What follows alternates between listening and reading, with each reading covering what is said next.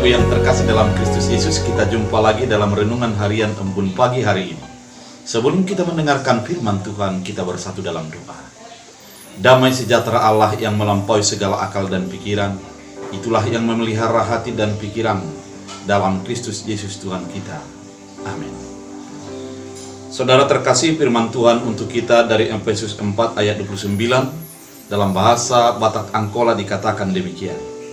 Muda mandok hata hamu, ulang mapake hamu akka hata nasoture, akka pandohan nama nogu doh nama ngurupi tudongan na asing mapake hamu, akka pandohan nasongonido napadengkan kotuaka dongan nombegesa. Dalam bahasa Indonesia, janganlah ada perkataan kotor keluar dari mulutmu, tetapi pakailah perkataan yang baik untuk membangun, di mana perlu, supaya mereka yang mendengarkannya beroleh kasih karunia. Demikian firman Tuhan. Saudara terkasih dalam Kristus Yesus, Paulus mengingatkan kepada jemaat Efesus agar menggunakan kata-katanya sebagai sesuatu yang bermanfaat bagi orang lain.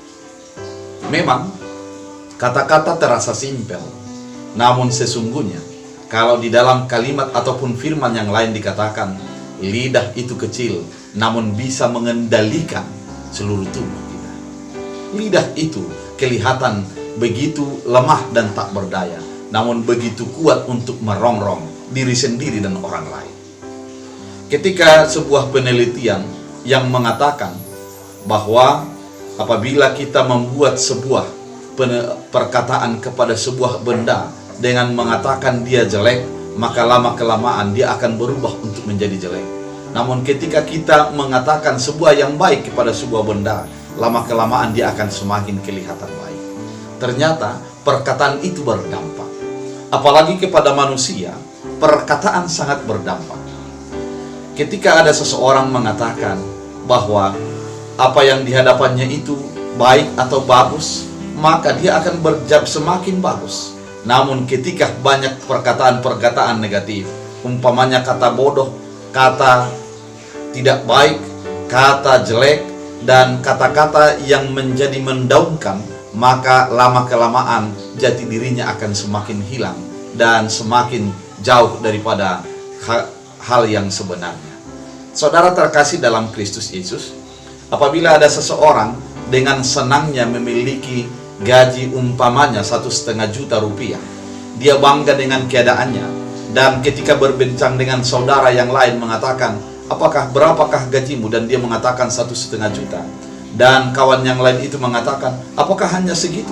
Padahal engkau capek, engkau lelah, kenapa hanya 1,5 juta? Maka lama-kelamaan yang dulunya dia senang dengan gajinya akan menjadi berdampak dengan ketidaksenangan dengan apa yang dimilikinya. Apabila kita sudah senang dengan warna rumah kita, apakah itu warna hijau, apakah itu warna putih, kemudian datang orang lain dengan enaknya mengatakan, wah jelek banget warna rumahmu, maka lama-kelamaan akan terkontaminasi hatinya dengan sebuah kebanggaan yang sebelumnya terhadap warna yang dipilihnya. Dia akan menjadi merasa tidak nyaman dengan apa pilihannya. Itulah dampak daripada sebuah perkataan. Oleh karena itu, orang percaya hendaknya menggunakan kata-katanya untuk membangun orang lain, untuk meneguhkan orang lain, untuk menguatkan orang lain. Banyak orang yang mengatakan, saya melihat wajah Anda semakin kurus, apakah banyak pergumulanmu? Dan kata itu menjadikan sebuah infeksi bagi diri seseorang, dan dia merasa menjadi semakin tidak berdaya dalam hidupnya, semakin malang dalam dirinya. Padahal masih ada kata-kata positif yang bisa digunakan sehingga menjadi semangat dengan keadaannya. Saudara terkasih dalam Kristus Yesus, kata-kata kotor, kata-kata yang mendaunkan, sehendaknya kita jauhkan daripada diri kita. Gunakanlah kata-kata positif, gunakanlah kata-kata berkat bagi orang-orang di sekitar kita, sehingga mereka menjadi merasa terberkati, semakin kuat, semakin teguh, semakin memiliki semangat untuk menjalani kehidupannya. Apapun yang kita lihat, mari kita gunakan secara positif. Mari kita olah perkataan kita secara positif, sehingga orang lain semakin kuat ketika berjumpa dengan kita.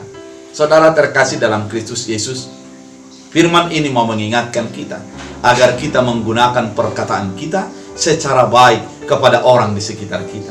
Gunakanlah perkataan baik kepada anak-anakmu untuk membangun, untuk menguatkan, sehingga dia menjadi percaya diri.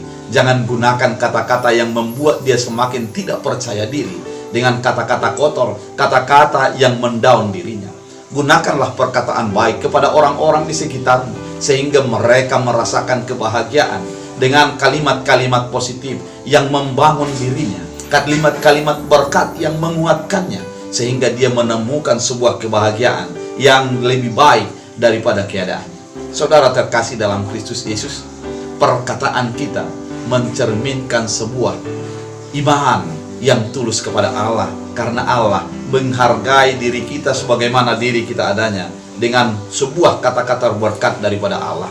Demikian juga orang percaya harus menjadi mengeluarkan kata-kata berkat dalam sebuah kosakata perkataannya kepada orang lain, sehingga orang lain menjadi terberkati. Saudara terkasih dalam Kristus Yesus, firman ini mengingatkan kita bahwa perkataan kita berguna, perkataan kita memiliki kekuatan yang luar biasa, perkataan kita memiliki sebuah obat yang sangat luar biasa bagi orang lain. Oleh karena itu, gunakanlah itu untuk menjadi berkat, untuk menjadi obat, untuk menjadi kekuatan bagi orang lain. Ketika kita lakukan itu, orang lain akan merasakan kehadiran sukacita yang sangat luar biasa melalui kehadiran orang-orang yang percaya kepada Tuhan. Oleh karena itu, gunakanlah kata-katamu, gunakanlah setiap kosakata yang kita gunakan untuk menjadi berkat bagi orang lain. Tuhan Yesus memberkati kita bersatu di dalam doa.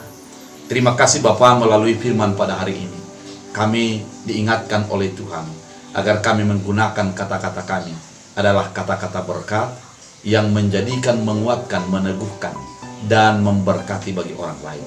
Jadikan kami menjadi pelaku firman, sehingga kehadiran kami, kehadiran kata-kata kami adalah menjadi berkat bagi orang di sekitar kami. Dalam Kristus Yesus kami berdoa.